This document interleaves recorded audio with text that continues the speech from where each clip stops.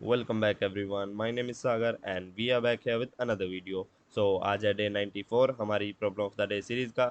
और स्टार्ट करने से पहले फटाफट ये देखते हैं हमारी DSA repository. So we are building the largest DSA solution repository together. तो यार आप इसको स्टार मार्क कर लेना क्योंकि सिर्फ आपका ही फायदा होगा, इसमें मेरा कोई फायदा नहीं होगा। आपका इसमें फायदा कैसे होगा? सबसे पहला रीजन, इसमें आपको काफ़ी सारे सोल्यूशन मिल जाएंगे जो भी हमारे डीएससी की प्रॉब्लम होती है उनके।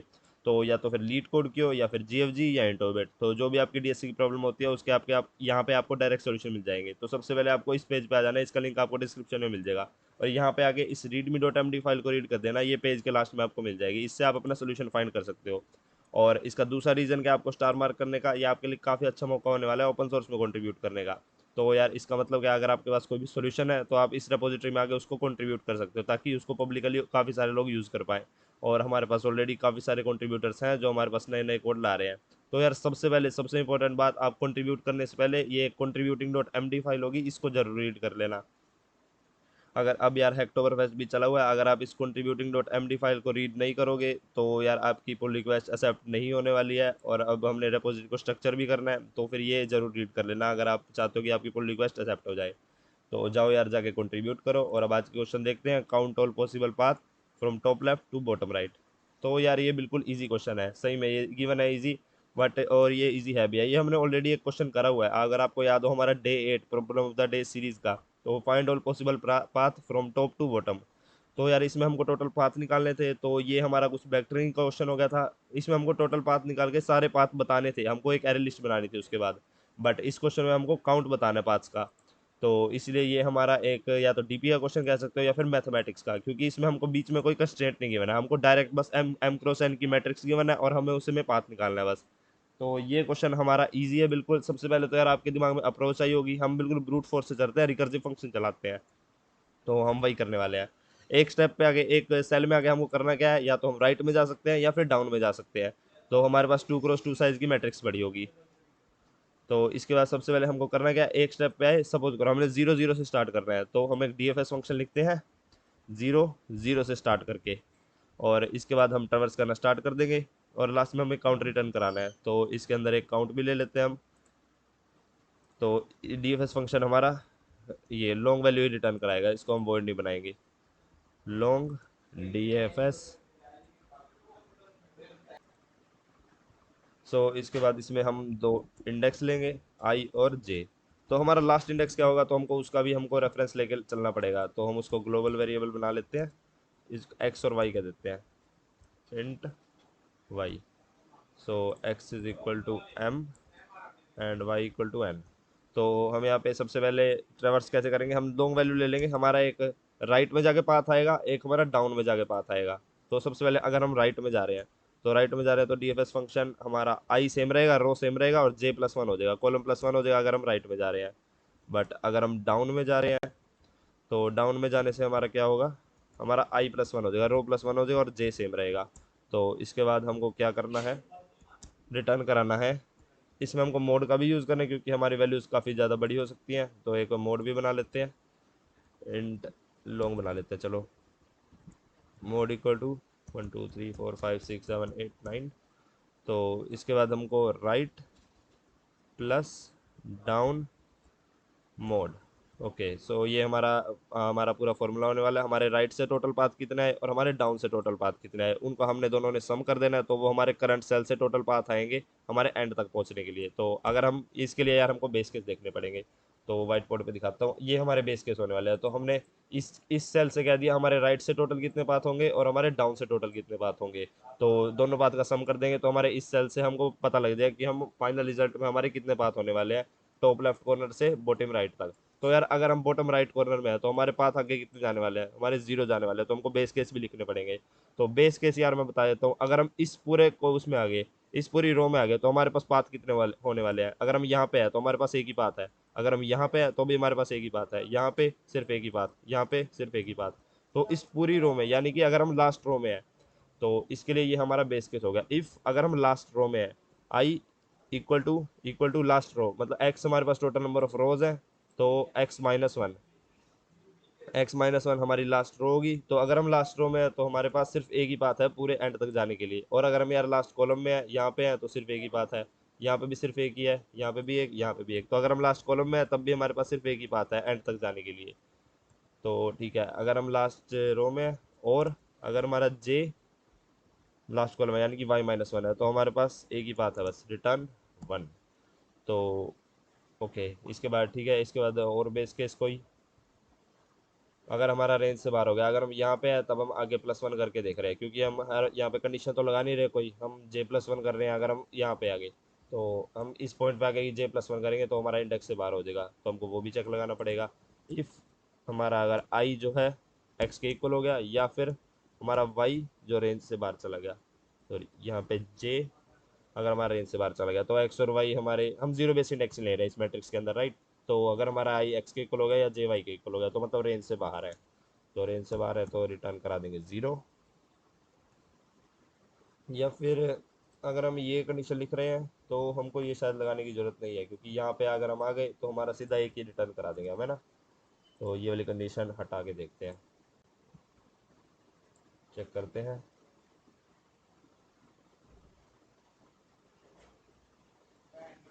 ओके, यहाँ पे हमारा क्या आ गया, टाइम लिमिट एक्सीडेड।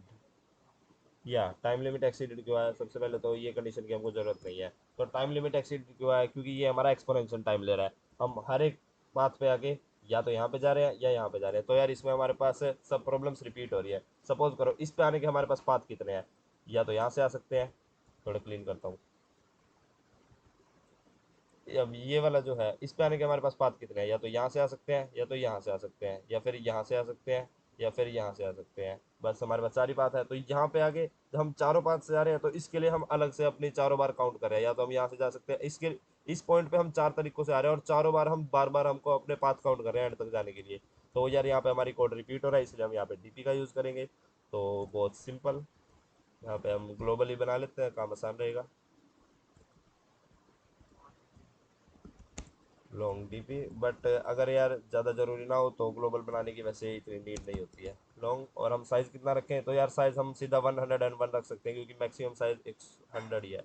तो 101, 101। तो इस ठीक है, इसके बाद काउंट करने से पहले हम चेक करेंगे इफ़ हमारे डीपी के इस आई जे इंडेक्स पे इज़ नॉट इक्वल टू 0, तो हम रिटर्न करा देंगे डीपी के आई जे वैल्यू।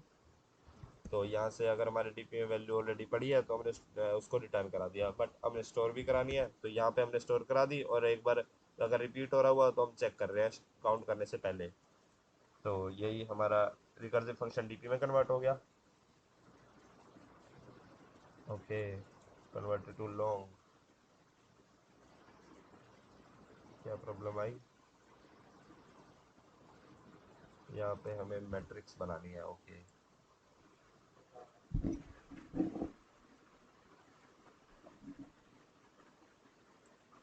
तो चेक चेक करते हैं अब।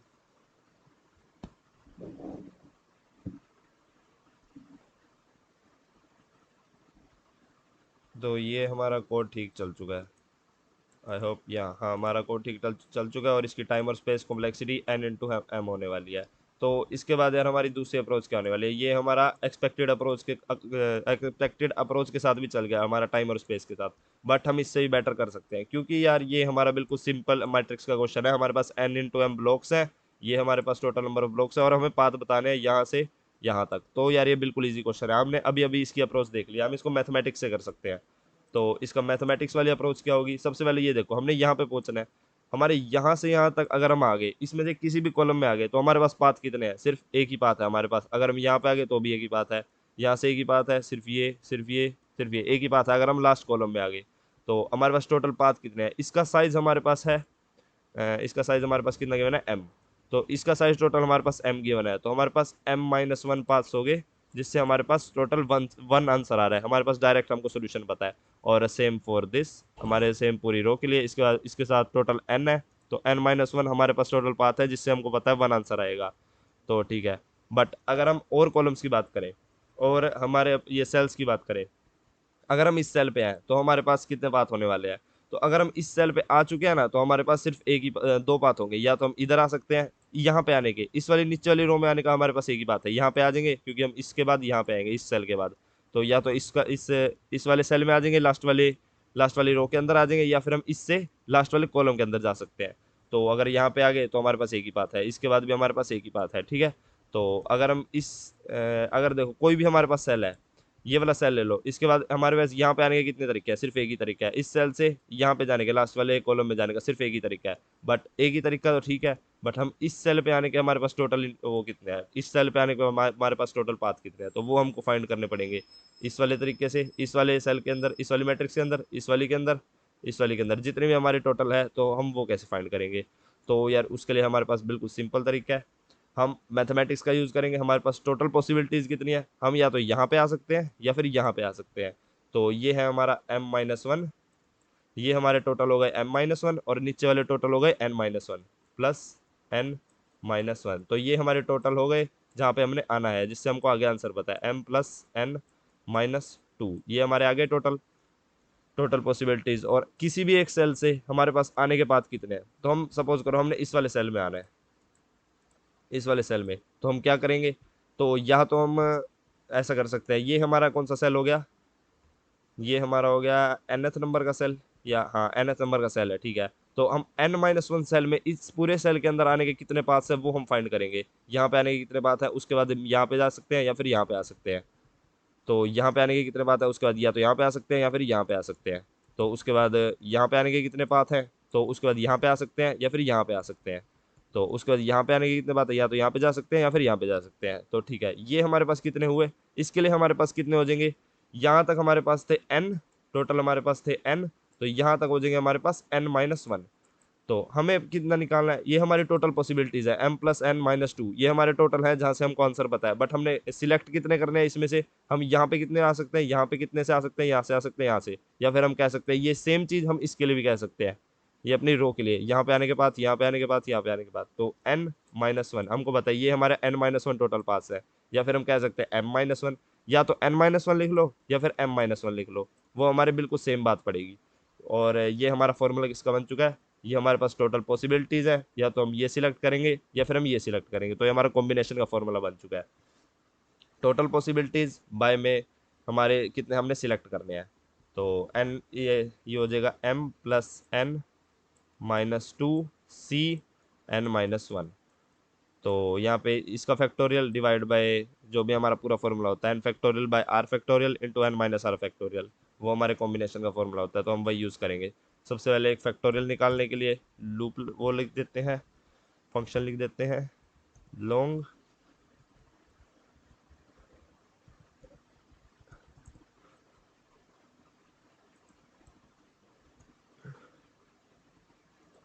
ओके, ये क्या हुआ,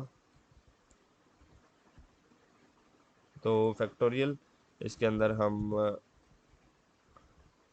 आंसर लिख देते हैं जो हमारा 1 से स्टार्ट होगा।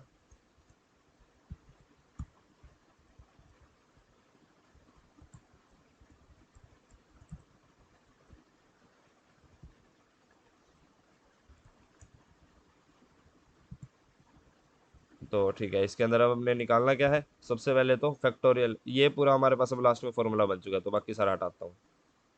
तो लास्ट में हमारे पास फॉर्मूला क्या बना है, m+n का फैक्टोरियल। तो लॉन्ग इसको a लिख देते हैं, फैक्टोरियल ऑफ m+n-2, तो a हो गया। और b क्या होगा, हमारा फॉर्मूला क्या होता है फैक्टोरियल का, n factorial bye r factorial, तो r फैक्टोरियल लिखते हैं, तो r फैक्टोरियल को हम b लिख देते हैं, फैक्टोरियल ऑफ, अब ये कितना आएगा हमारा n-1 are factorial into n-r factorial, तो n-r यानी कि m+n-2 -n-1, यहाँ पे ये ब्रैकेट में है। तो ठीक है, ये हमारा n से n कैंसिल हो जाएगा, ये -1 + 1, ये m-1 रह जाएगा। तो इसीलिए हम, ये हमारा m-1 है और n-1 है, तो हमको m-1 का चाहिए। अब पेस्ट c m-1, और हमारा फाइनल रिजल्ट क्या आएगा, सबसे पहले ये लिख देते हैं, इसको d लिख देते हैं, b/c। ओके, अब रिटर्न क्या कराना है हमने, a हो गया हमारा n factorial by R factorial to N minus R factorial mod, तो मोड भी लिख देते हैं यहाँ पे।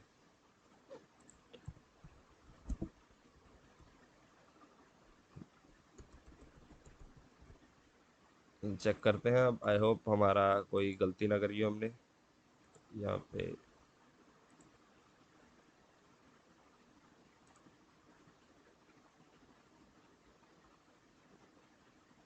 ओके, ये क्या प्रॉब्लम आई? एन फैक्टोरियल, ओके ये हमको मल्टीप्लाई कराना था, क्योंकि ये हमारा डिवाइड में जाने वाला है तो दोनों को मल्टीप्लाई होना था। ओके ओके, अभी भी कोई गलती आ रही है। एन माइनस टू आएगा यहाँ पर। आई थिंक अब हमारा सही चल जाना चाहिए। ओके अब सही चल रहा है, सबमिट कर देते हैं। तो आई होप आपको ये लॉजिक भी समझ आया होगा। तो बस अब ये कोड चल जाए।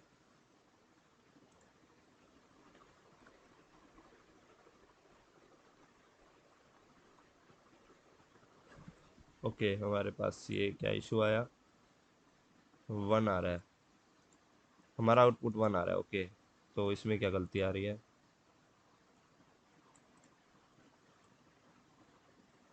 N plus M minus two, let me check.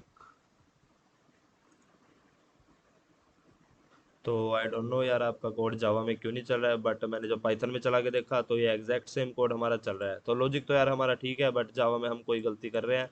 तो अगर आपको पता लगे तो यार कमेंट सेक्शन में ज़रूर बताना। और बस आज के लिए इतना ही, and thank you for watching.